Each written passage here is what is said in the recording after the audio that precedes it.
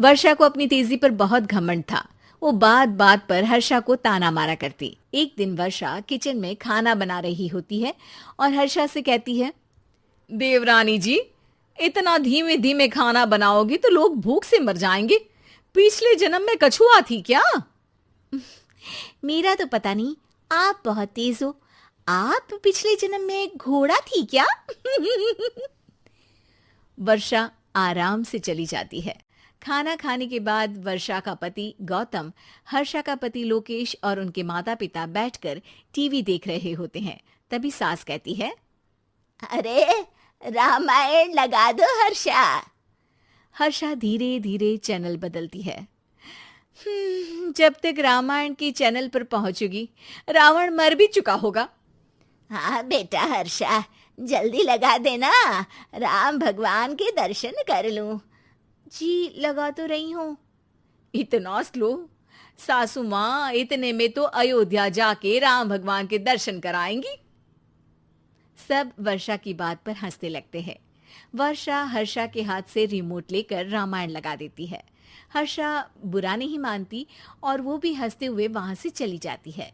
एक दिन हर्षा खाना खा रही होती है। तभी वर्षा वहां आके कहती है, अरे कितना धीमे धीमे खा रही हो। इतने में तो शादी में 100 लोग खाना खा लेते। आधे घंटे से खाना खा रही हो तुम। अरे खाने को चबा चबा कर खाना चाहिए। हाँ हाँ, आप तो चबा के भी खाती हो और दबा के भी।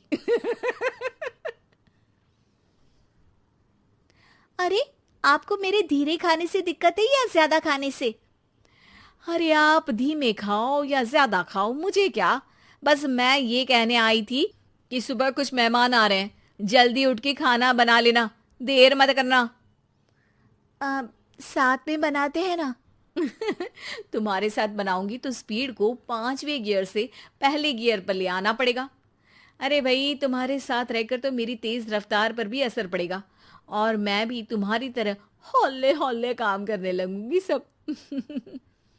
ठीक है, मैं पराठे बना लूँगी और सब्ज़ी बना लूँगी। आप चपाती बना लेना और दाल बना लेना। हाँ हाँ ठीक है, पर अलग अलग ही बनाएंगे। अगले दिन हर्षा जल्दी उठ के काम करने लगती है और वर्षा सुबह उठ के ये सोच के वापस सो जाती है कि काम तो वो तेज कर ही लेती है। अगर थोड़ी देर सो भी जाएगी तो भी हर्षा से पहले तो काम निपटा ही लेगी। हर्षा बेटा, आज भगवान के लिए थोड़ा जल्दी हाथ चलाना। हाँ, मेहमान आने ही वाले हैं। जी हाँ माँ, आटा गूंद लिया है, आलू उबल रहे हैं, पराठे बनाने ही वाली हूँ, फिर सब्जी भी बना लूँगी। इतने में ही वर्षा वहां आ जाती है। माँ जी, मेरा तो आप टेंशन ही मत लो, अभी उठी हूँ, लेकिन देखना खाना फटाफट राजधानी एक्सप्रेस की स्पीड से बना दूंगी। इतने में ही मेहमान आ जाते हैं। आइए आइए आइए, खाना बन ही रहा है, चाय बनवा लेती हूँ पहले आपके लिए। सास किचन में आती है। वर्षा, वो लोग आ गए, चाय बना दे जल्दी से। हर्षा को नहीं बोल रही क्योंकि वो तो सुबह की चाय देने में शाम कर देगी। चाय बन भी चुकी है माँ जी। वर्षा तेज ही नहीं, सबसे तेज है। अब चलिए मैं चाय लेकर आती हूँ। वर्षा मेहमानों के सामने चाय लेकर जाती है। ये हमारी बहू है वर्षा, तेज वर्षा कहते हैं इसको। हर काम में इतनी तेजी रखती है जैसे मिल्खा सिंह भाग रहा हो।